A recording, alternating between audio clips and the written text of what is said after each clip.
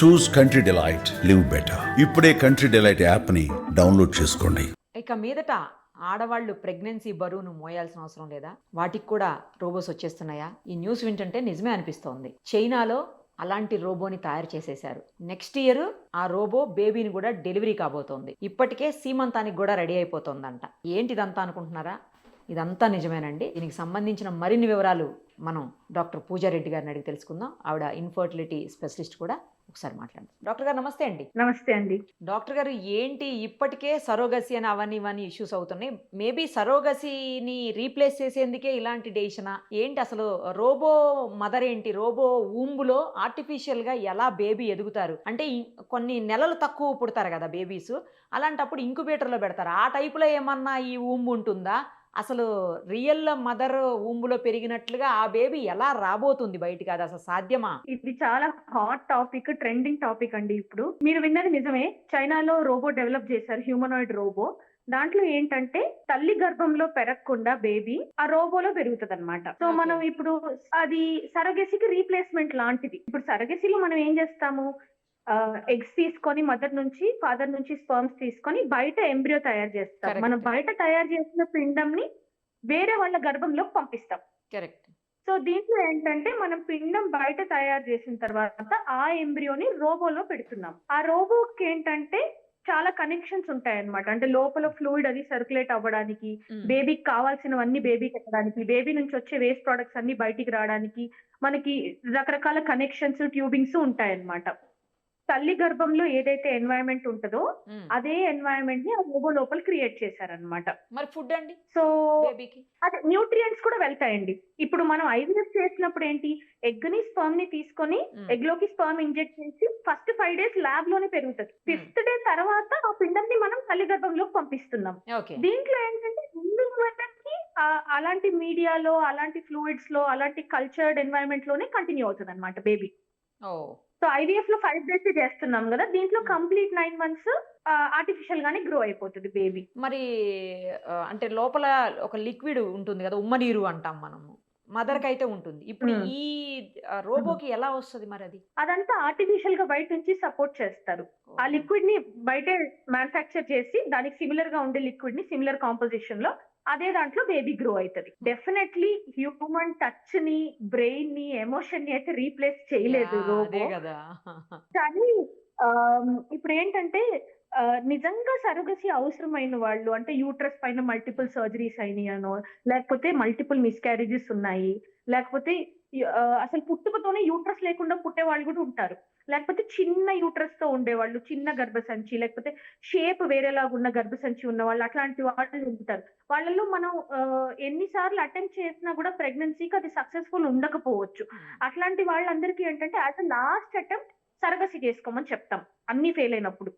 కానీ సరగేట్ దొరకడం కష్టం అండ్ కాస్ట్ కూడా చాలా ఎక్కువ సరగసిది. సో ఇలాంటి ప్రాబ్లమ్స్ ఉన్న వాళ్ళకి ఏంటంటే this is going to be very helpful.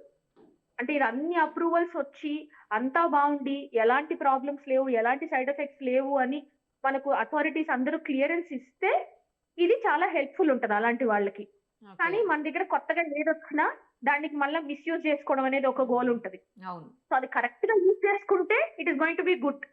కానీ అలా అని ఇది ఉంది కదా అని చెప్పి పిల్లల్ని ఎవరు మోస్తారు, ఎవరు కంటారు, నేను లావ్ అయిపోతాను, నాకు ఎందుకు ఈ గోల్ అంతా, నేను ఎందుకు సిజేరియన్ చేసుకోవాలి, నేను ఎందుకు నార్మల్ డెలివరీ నొప్పులు పడాలి అనుకుని దీన్ని మిస్యూజ్ చేస్తే మళ్ళీ అన్నిటితో ప్రాబ్లమ్స్ ఉన్నట్టే దీంతో కూడా ప్రాబ్లమ్స్ వస్తాయి మనకి. కానీ మరి డెలివరీ అప్పుడు అదంతా అంటే అది ఎలా సాధ్యం అవుతుంది? మరి మదర్ కంటే డెలివరీ ఎట్లా చేస్తారు? మీరు రెగ్యులర్ గా మనం చూస్తుంటాం.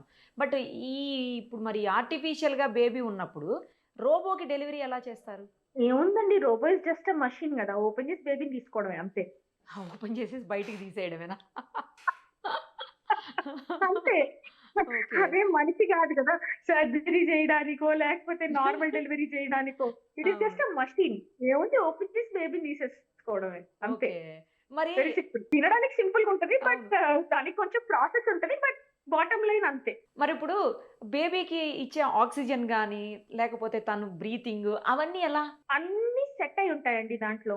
తల్లి గర్భంలో ఎట్లా అయితే ఉంటదో ఇప్పుడు మనం తీసుకునే గాలి బేబీకి వెళ్తది కదా. అవును, నార్మల్ మనం తీసుకునే ఫుడ్, వాటర్ అన్ని బేబీకి వెళ్తాయి. బేబీలో ఏవైతే వేస్ట్ ప్రొడక్ట్స్ వస్తున్నాయో ఆ వేస్ట్ ప్రొడక్ట్స్ అన్ని మళ్ళీ బేబీ చుట్టూ ఉన్న వాటర్ లోకి వెళ్ళి అక్కడ నుంచి మళ్ళీ తల్లి రక్తంలోకి వచ్చి తల్లి కిడ్నీలు ఫిల్టర్ చేసి తల్లి ప్రాసెస్ చేస్తుంది. అవును. సో ఇన్పుట్ అయినా తల్లి ద్వారానే, అవుట్పుట్ అయినా తల్లి ద్వారానే.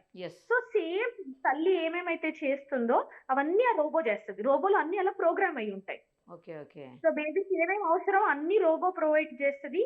బేబీ నుంచి వచ్చే వేస్ట్ ప్రొడక్ట్స్ అవన్నీ కూడా రోబోనే తీసుకుంటది.